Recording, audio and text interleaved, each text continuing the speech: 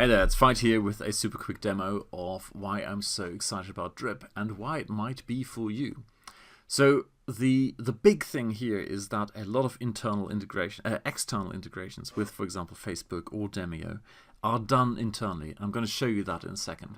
So what we've got here is a couple of forms. So a transition from ActiveCampaign to Drip, and this one here is basically the same thing. I just copied it over as a demonstration. So what we can do, as you can see, it's in draft, and I can now go and edit this thing here. Okay, good. And as you can see, there are always three things. There's the dashboard, which shows you, how many people have signed in. Because I'm only setting it up, you can't see anything there yet. Okay, so we just go to the design and then rules. So in design, you basically, have the whole, the usual stuff. What does it look like? What do you do in there? But then, how do you follow up? So if I go in here and say, please enter your name and email, and down here we have the full name and email. By the way, this is a little side note here.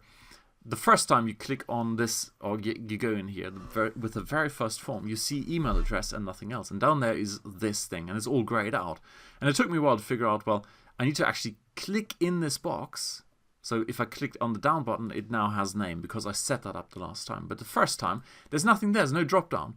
What you need to do is click in here and type, shoe size, if that's something you want to use in the opt-in form. I wanted to have name, so I had to go in this box, and I was kind of expecting a add new field button, but no, you just need to type in here. Anyway, so this is it. You can move things around. It's all very well, nice. So I want the email first, the full name afterwards, and then after a few seconds, this updates over here. But hey, this is nothing special. It's all very well. If I now want to go and do the rules, I kind of need to activate this thing. This off screen. Hang on, let me just move this up so you can see it. There's a save settings button. So I've now changed around. Full name is at the bottom. I now activate this thing. Okay, cool.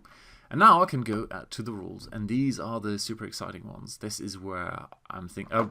Before we go, maybe you saw my ActiveCampaign being annoyed type videos where just they've hidden this so well, guarded by a leopard somewhere in the basement at the end of the universe.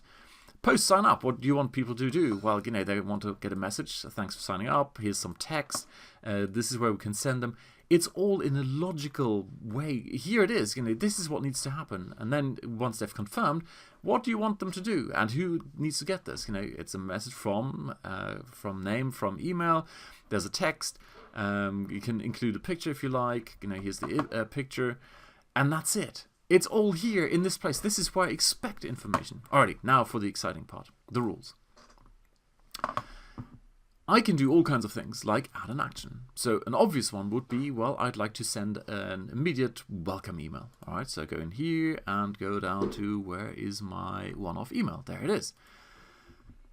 Believe you me, when you do this in ActiveCampaign, it's just a freaking nightmare. This is obvious. This welcome email should be associated with that form because that's when it gets sent. Thank you very much. I typed this in here. Of course, I changed this to my name and from email, and I'm done. Very cool. So if I don't like this, let's say we want to do.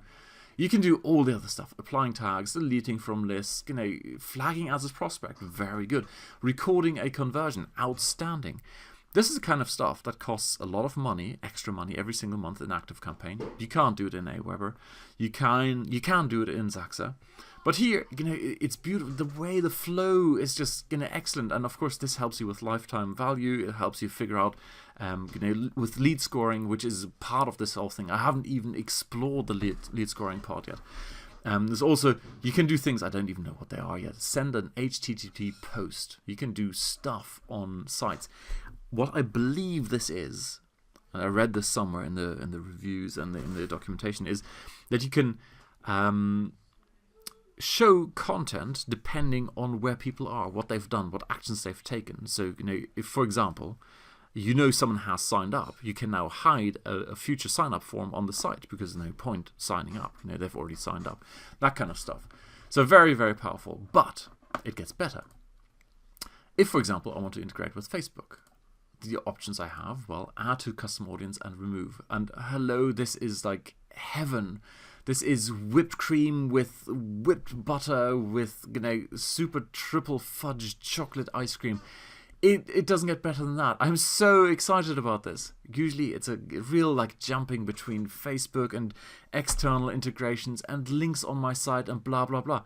No, it is as easy as when someone signs up to my list, please also subscribe them to this audience. Thank you, Drip. I am in heaven.